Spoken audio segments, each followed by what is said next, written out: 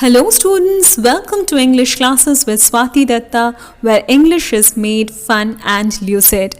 I urge each and everyone watching this video to subscribe to my channel, where I teach intensively with a practical approach to help students excel in exams and achieve better marks. The Bangle Sellers by Sarojini Naidu. After having taught many poems by the British poets, I feel happy to teach Bangle Sellers, which is written by Sarojini Naidu, our very own Indian author, Indian poet.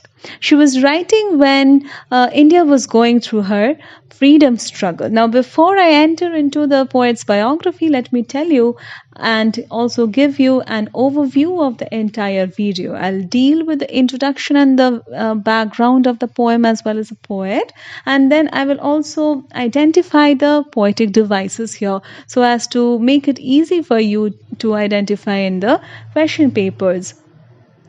Then the keywords will be highlighted. Always remember, in the examination and boards, the council always expects the keywords to be written, because if you elaborate without mentioning the keywords, you will not get any marks. So that is why that becomes very important. And finally, the important questions will also be highlighted so that you give extra concentration in the sections from where the questions are having a possibility to come from. Next, we have the poet's biography. Now, the poet Sarojini Naidu was called the Nightingale of India. Her works as a poet earned her this title. And more than a poet, she was also Indian political activist. You might have found her in many of the pages of your history book where the Indian struggle is being talked about. She had worked along with Mahatma Gandhi and Rabindranath Tagore in the partition of Bengal and the struggles all around the event. And then she was also the proponent of civil rights and women's emancipation. So she talked about a lot about the freedom of women, that they should be choosing the things or the decisions that they make in their own lives. So they should have the responsibility of their own. No one else should take their responsibilities. So she was very staunch feminist, if seen from that perspective. And then she was also the first governor of United Provinces, and also served as the president of Indian National Congress once. So after her only Mahatma Gandhi was a president of Indian National Congress. So she was the president also. She served Indian National Congress once. So all these things are about her political career. I had to mention this because those parts are also very important parts of her life. And then if I talk about her writing career, it started as early as 12, when she was only 12 years old. Now, next I should focus on how Naidu's poems generally were. So she wrote poems which were all soaked and steeped in Indianness. Okay, so she was talking about Indian culture, the people of India, and how India was so crowded and chaotic, and even in this chaos there was this kind of order. There was a lovely attractiveness about this Indian culture. And Bangle Seller is no different. Here also she is talking about Indian culture, Indian women primarily. Her famous poems are Indian Weavers, the Bazaars of Hyderabad is very, very famous.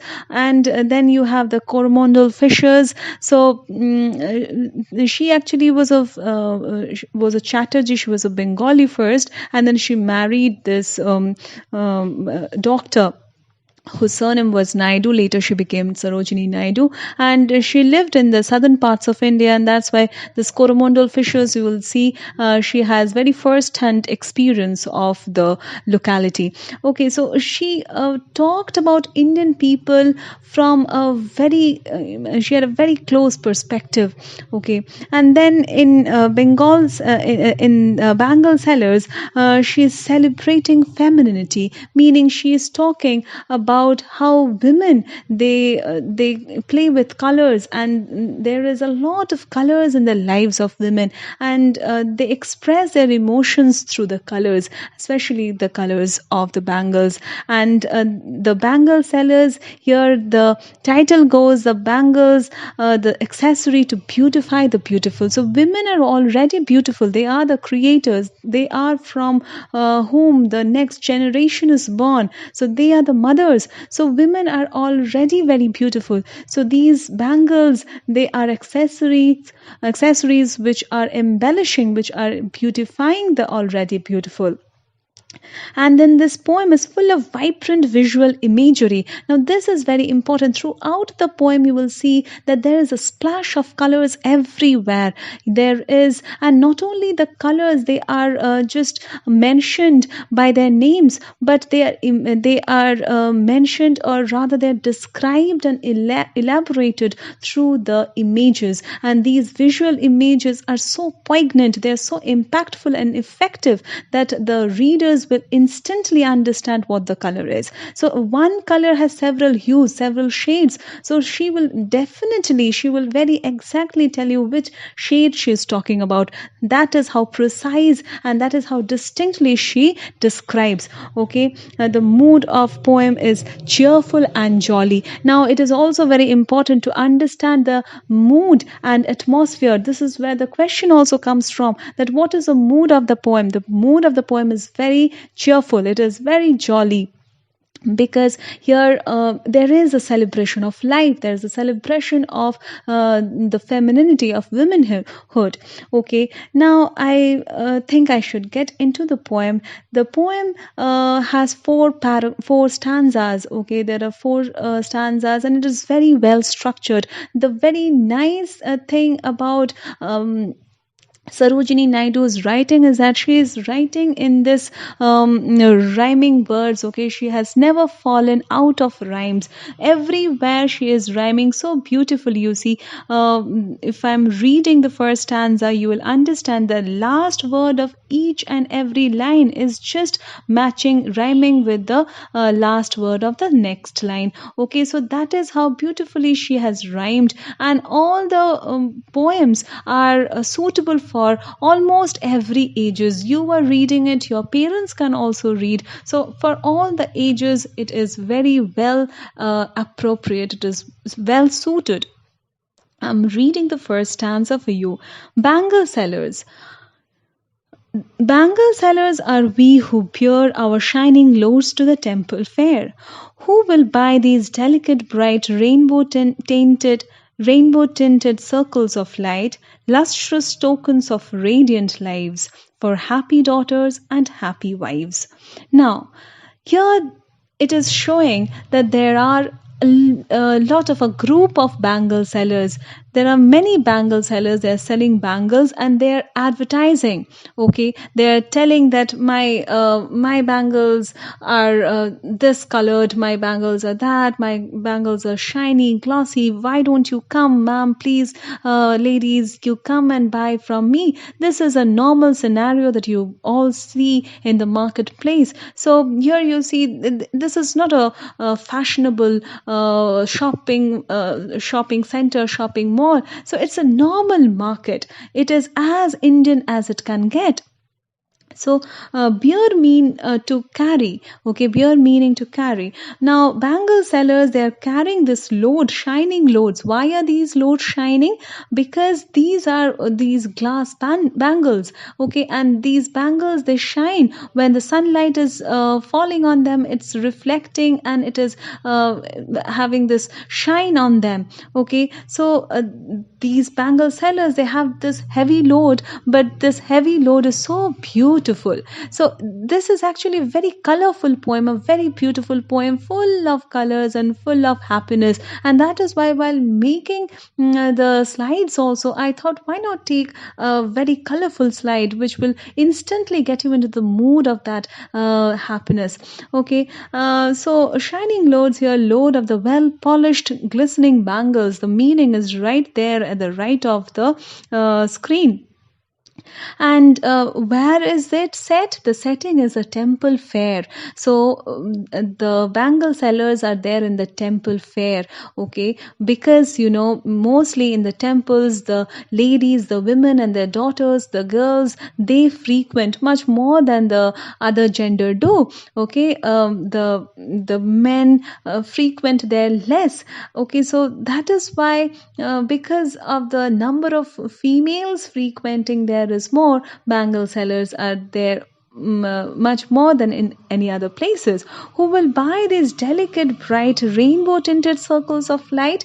Now, these are delicate. The bangles are delicate. Okay, so they can be of glass, so they are delicate, they are brittle, and they are bright in color, and they are bright, they are shiny, they are glossy, and rainbow tinted. So they are available in all the colors of rainbow. The bangles are referred to as the circles of light. So they're round in shape, they're circle, and they're circles of light because the light is falling on them and they're reflecting, and they're available in all the colors of rainbow. So in front of the bangle sellers there is this beautiful spread of bangles, and you can buy and actually pick and choose whatever you like. It's a beautiful scene, a wonderful image that is being created here. So this is one of the visual images. Okay, the circles of light which are rainbow tinted, and the circles of light, this is the bangles which are referred to here. So the question can come from here. Lustrous tokens of radiant lives for happy daughters and happy wives. Now, lustrous tokens, lustrous meaning shining, tokens is symbol, sign. Okay, so shining symbols of happy lives, radiant lives meaning happy lives. Okay, so when you are going to buy bangles, when you are happy from inside, you will not be going to buy accessories to beautify yourself when you are not happy. That is why your internal happiness also reflect externally. And she is saying, the author, the poet here is saying that these bangles are what they are, lustrous tokens. So again, this lustrous tokens is referred to the bangles. It is the bangles are referred to as the lustrous tokens for happy daughters and happy wives. So all the daughters who are very happy, they would want to come to the bangle sellers and buy the bangles. And the wives, not all wives will wear bangles. Why? Because if they're not internally happy, they would not want to decorate themselves. They would not want to look pretty. So only the happy ones will only buy the bangles. Next is the second stanza. Here she is saying, some are meet for a maiden's rest, silver and blue as a mountain mist. Some are flushed like the buds that dream on the tranquil brow of a woodland stream. Some are aglow with the bloom that cleaves to the limpid glory of newborn leaves. Now this is again so beautiful. Before I get into the second stanza's explanation, I'll tell you, see the rhymes, the wrist, the mist, dream, stream, cleaves, leaves. So there is very exact matching of the rhymes, very exact, and she is not overdoing it also. She is not taking you away from the path just in order to match the rhyme. It is so well embedded. The meaning is so well embedded and sinking so beautifully. Now some are meet meaning suitable. Meet meaning appropriate. So some are appropriate for a maiden's wrist. Now, maiden is a girl who has not got married as of now. She is not married yet. Silver and blue as a mountain mist. So the maidens, the ones, the young girls who are not yet married, they will prefer these colors, silver and blue. And here silver and blue is represented by this, the mountain mist. The mountain mist is an alliteration. You know what an alliteration is? Alliteration is a repetition of the consonant sound. Here in this case is ma, that's M, okay? And obviously this consonant sound will have to be the first sound of the word, meaning it is starting with mountain, starting with ma. And mist is also starting with M, it is starting with ma. So that is why it is an alliteration. Also, it's a very powerful visual imagery that just when you don't understand what color silver and what color blue, you can refer to this picture at the very right hand corner bottom in the slide. So here you can see that there is only mountain which is blue in color, and the white mist, the silvery white mist. Okay, so that is the color, that is the color scheme. Those are the colors that the maidens go for. The young girls who are not married, they go for, they would buy these colors. Some are flushed like the buds that dream on the tranquil brow of a woodland stream. So some bangles, they are flushed like the buds that dream. So some bangles are red, okay, and this redness of the bangles is also related to the redness of the faces of these young girls. They are not yet married, so they are very shy. And why are they shy? They are always thinking, there is this kind of an anticipation that when they are going to get married, they are going to have a wonderful, beautiful future ahead. So they are shy, they are anxious also. There is this kind of an anxiety and excitement, and they are like the buds that are dreaming. So bud is a symbol of possibility. Bud is a symbol of possibility to bloom. So when you see a bud in a tree, you know that the next day it's going to bloom into a beautiful flower. So these maidens are compared to the buds. They will flower, they will bloom into a flower, and they are right now in the state of in a dreaming state. They're dreaming of their beautiful future that's lying ahead on the tranquil brow of a woodland stream. Again, this is a very powerful imagery. Tranquil meaning peaceful, silent, calming, okay, and brow is the bank of a woodland stream. Woodland is a forest, stream is a little river, brook rather. So it's like the buds which have grown near the bank of the forest stream. So this is the color. This is how she is exposing you to a beautiful nature imagery. You do not get direct words for colors. She's not telling you that the bud is red in color. She's not telling it's pink in color. She's giving you exact images for you to very easily understand what the color she is trying to mention. Some are aglow with bloom that cleaves to the limpid glory of a newborn leaves. So aglow meaning glowing, with a bloom that cleaves, meaning cleave is to stick. Here cleave has other meanings too, but here it means sticks. So some are glowing like the limpid glory of a newborn leaf. You know how the newborn leaves are, the tender, the young leaves. They have not matured. They are not looking dark green, rather they are bright green. They are the tender, soft, light green in color. So limpid meaning glassy, crystal clear, very transparent. So that is the color of green. That is almost transparent, almost translucent, so green that you can actually see through. And if someone wears that kind of a colored bangle, you can always see through and look at the skin. Okay, it's that glassy and that's crystal clear. And glory means honor. So she's just trying to say that these colors colors of bangles, they are very green, and here the green is also symbolic of the immaturity, that these girls are immature, they're green, okay, they have not matured and they have not seen the life ahead, they're only dreaming, they're just like. So that was the Bangle Sellers video part 1.